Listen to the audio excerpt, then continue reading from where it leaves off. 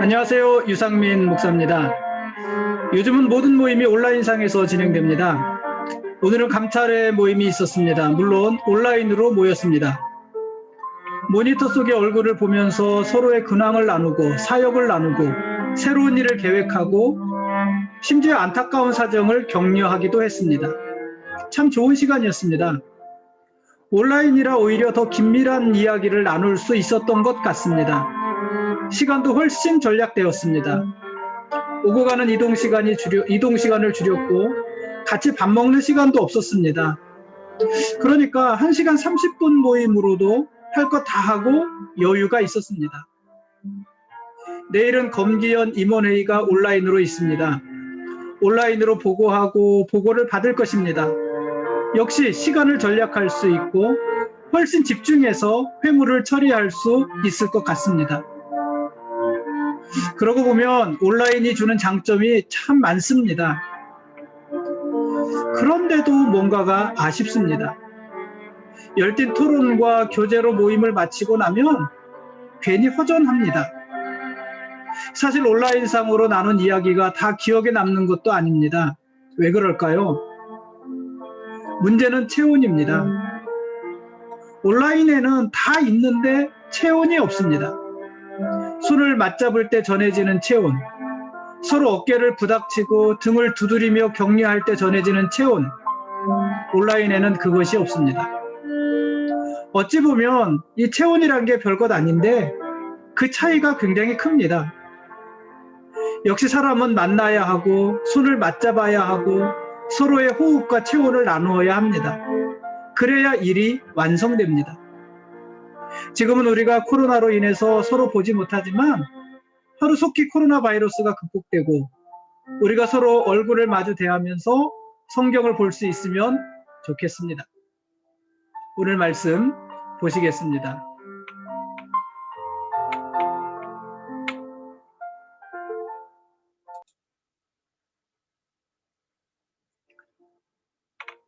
오늘 읽을 말씀은 출애굽기 24장에서 27장까지 말씀입니다.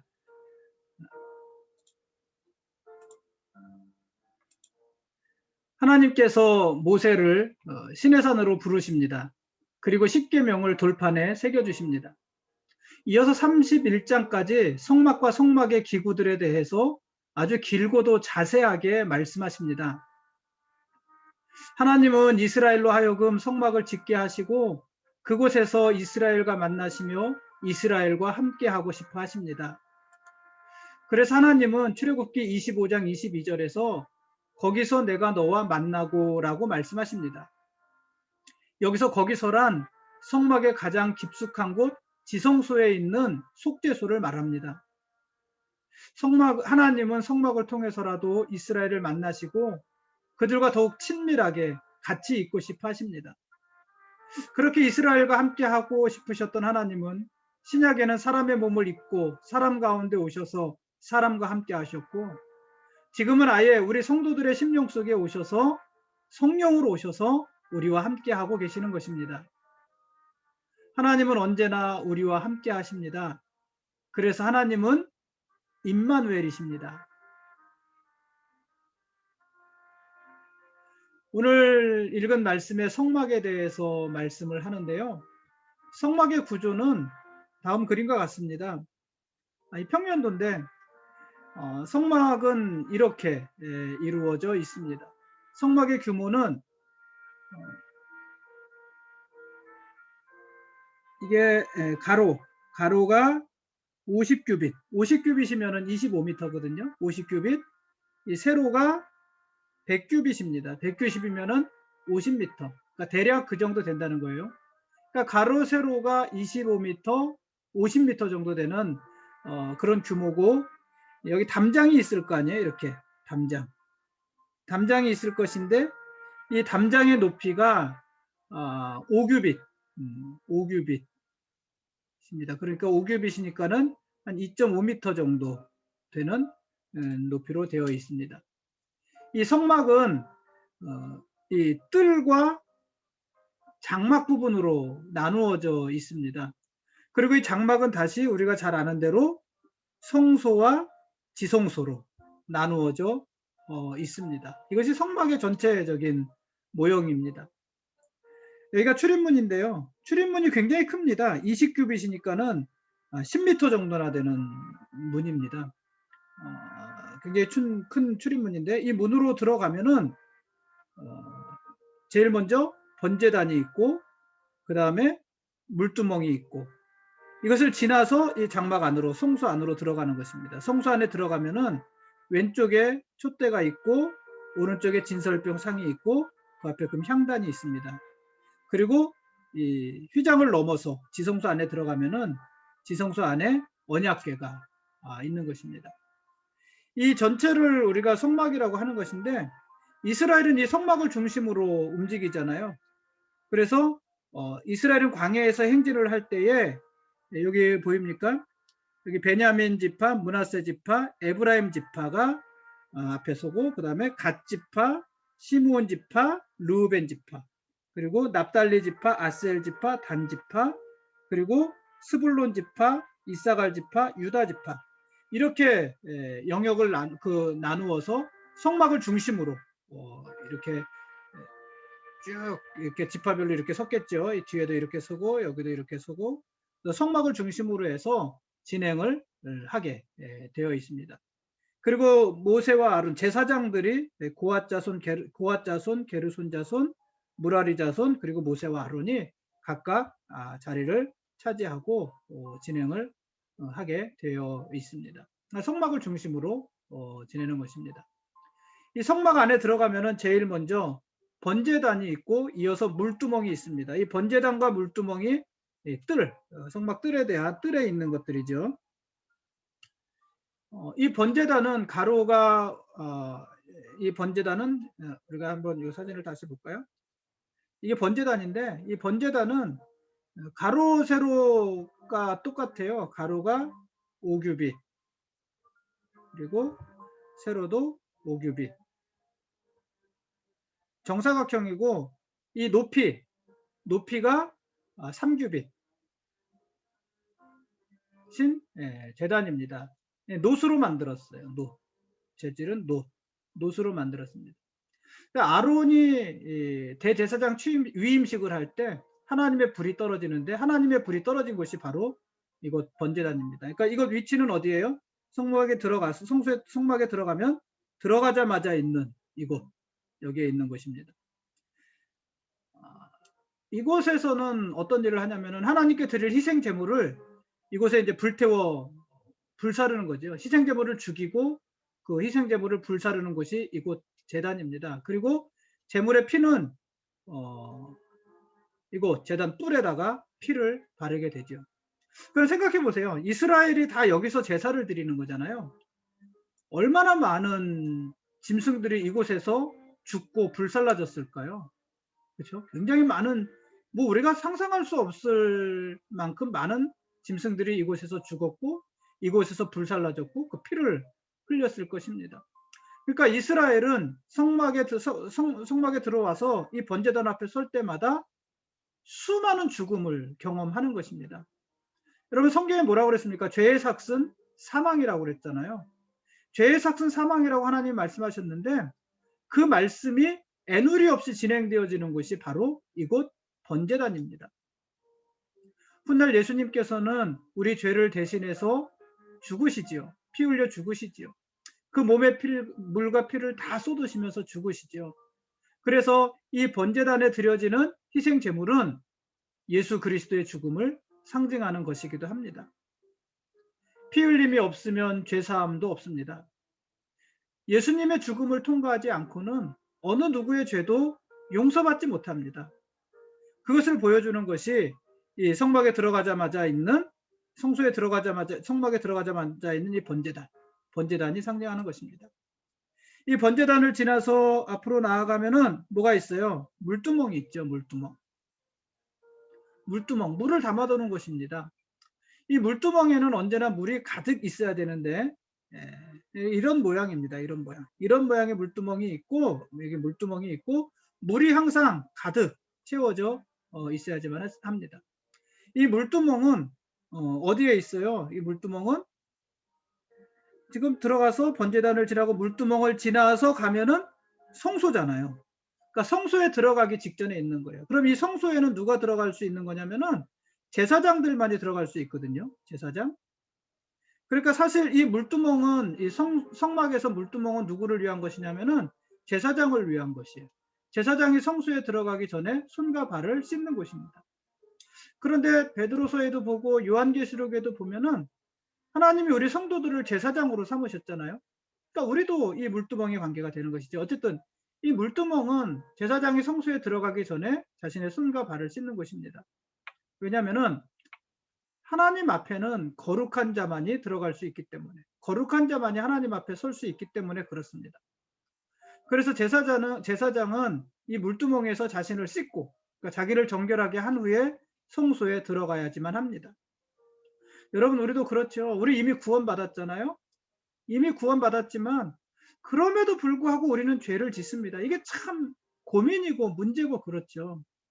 구원받았으니까, 죄로부터 해방되었으니까 죄를 짓지 말아야 되는데, 구원받았음에도 불구하고 아직까지 우리 육신의 정욕과 혈기가 살아있어서 우리가 계속해서 죄를 짓단 말이에요. 그 죄를 어떻게 해야 될까요?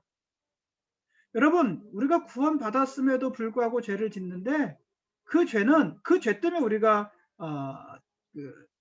구원받지 못하는 건 아니잖아요. 이미 이 번제단에서 한 번에 예수님께서 제물이 되어서 죽으셨기, 완전한 제물이 되셨기 때문에. 그렇지만 우리가 구원받은 후에도 계속 짓는 죄에 대해서 해결해야 되잖아요. 그게 회개예요. 물로 씻어내는 것이에요. 그래야 우리는 하나님 앞에 설 수가 있는 것입니다.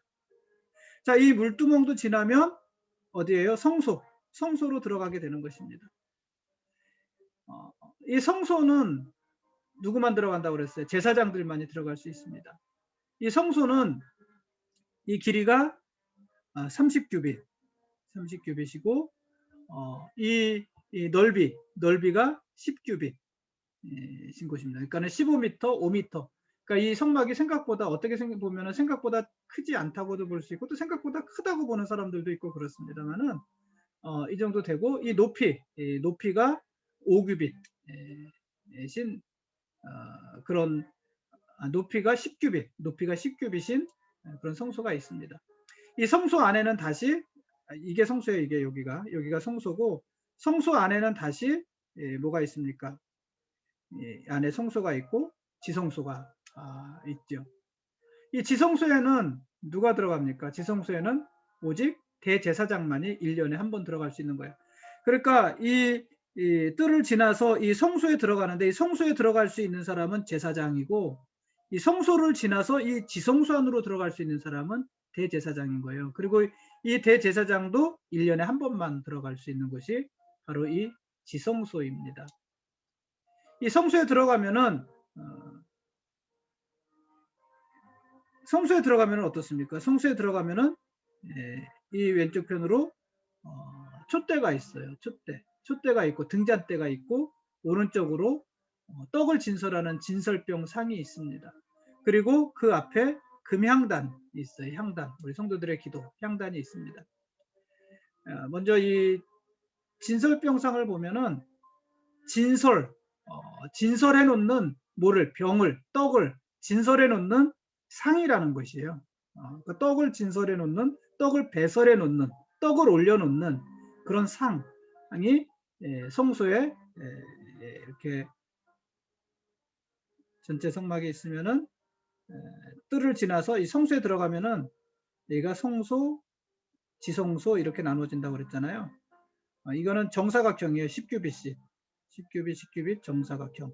근데 이 성소의 이 오른쪽에 들어가면 오른쪽에 이 진설병 상이 있는 거예요. 이 진설병 상이 이곳에 있는 것이에요. 근데 이 진설병 상은 가로가 2규빗, 세로가 1규빗, 높이가 1.5규빗이신 상이고, 이 성소에는 이스라엘 지파의 숫자와 같은 12개의 무교병 떡이 진설되어져 있습니다. 그리고 이 떡은 안식일마다 바꾸어서 진설하게 되어 있고, 나중에 다윗이 사울왕을 피해서 도망갈 때 먹었던 그 떡이 바로 이 진설병 떡인 것이에요. 진설병. 이것을 먹게 되는 것이죠. 이 떡은 안식일마다 바꾼다고 그랬고요. 예수님은 자신을 뭐라고 말을 했어요? 생명의 떡이다 이렇게 말씀하셨잖아요. 그리고 오병이어의 사건 또 칠병이어의 사건을 통해서 자기가 생명의 떡이라는 것을 상징적으로 보여주기도 하셨습니다. 그 예수님을 상징한다고도 볼 수 있겠죠. 그리고 이 진설병이 맞은편에 여기 맞은편 왼쪽 편에 등잔대가 있습니다. 등잔대, 금으로 된 등잔대, 금촛대 이렇게 말을 할 수가 있는데 이렇게 생긴 촛대입니다. 흔히 이제 교회 가보면은 교회에 이 촛대를 올려놓는 교회들이 많이 있잖아요. 예를 들어서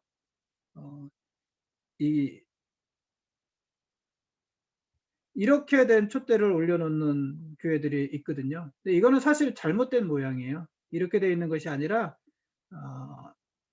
이렇게 되어져 있는 것이죠. 이렇게 일렬로 되어져 있는 것이 아니라 이렇게 되어져 있는 촛대가 있습니다. 불을 밝히는 곳입니다. 불을 밝히는 곳인데 어떤 의미겠어요? 예수님은 세상의 빛이시잖아요. 빛. 그러니까 빛 대신 예수님께서 어둠을 몰아내신다는 그런 의미도 있겠고 또 빛 대신 예수님께서 우리의 길을 밝혀주신다, 지켜주신다, 비춰주신다 뭐 이런 의미도 있겠죠. 근데 또 이 등잔대 모양을 여러분 이게 어떤 모양으로 보이세요? 이 모양을 우리 성경에서는 뭐라고 했냐면은 살구꽃 모양이라고 표현을 했거든요. 저는 잘 모르겠어요. 왜 살구꽃 모양인지.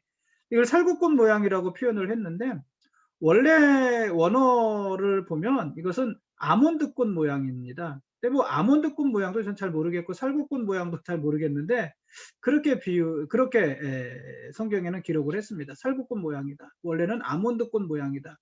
이 아몬드꽃은 사케드라고 하거든요. 사케드라고 하는데 이 사케드란 말의 어원을 보면은 지켜본다는 뜻을 가지고 있습니다. 그래서 이 등잔대를 해석을 할 때 하나님께서 등불이 되셔서 이스라엘을 지켜보시고 또 오늘 우리를 지켜보신다.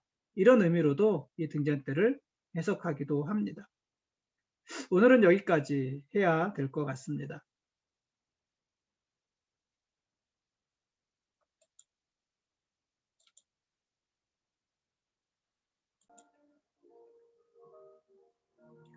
지금까지 출애굽기 24장부터 27장까지 말씀에 대한 길라잡이였습니다.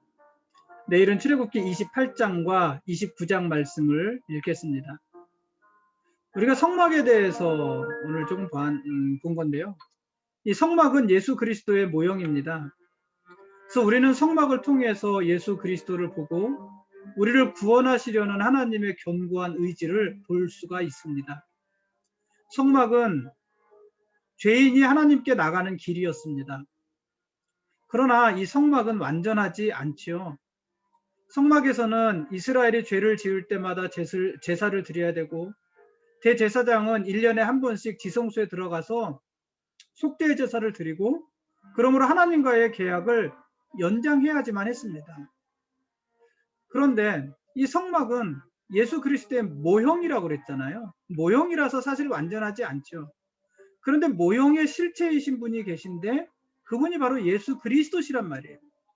이 모형의 실체, 성막의 실체이신 예수 그리스도, 예수님은 성막과는 완전히 다르신 분입니다.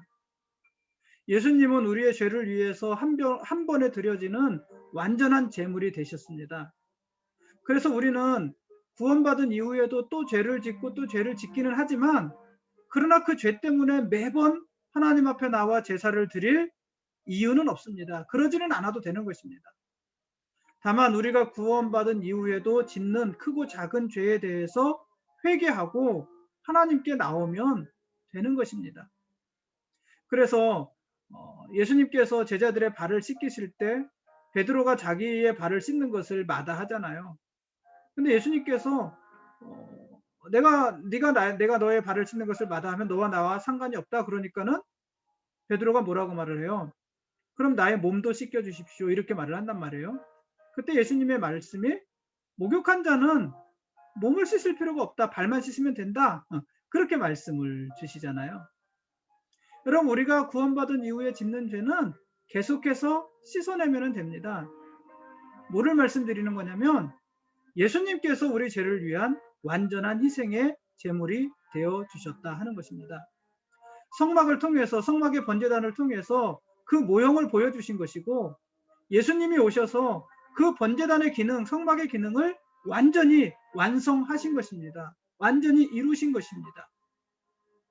그래서 우리는 하나님께 나아갈 수 있는 길을 찾은 것이고, 언제든지 예수 그리스도를 통해서 하나님 앞에 나갈 수 있게 된 것입니다.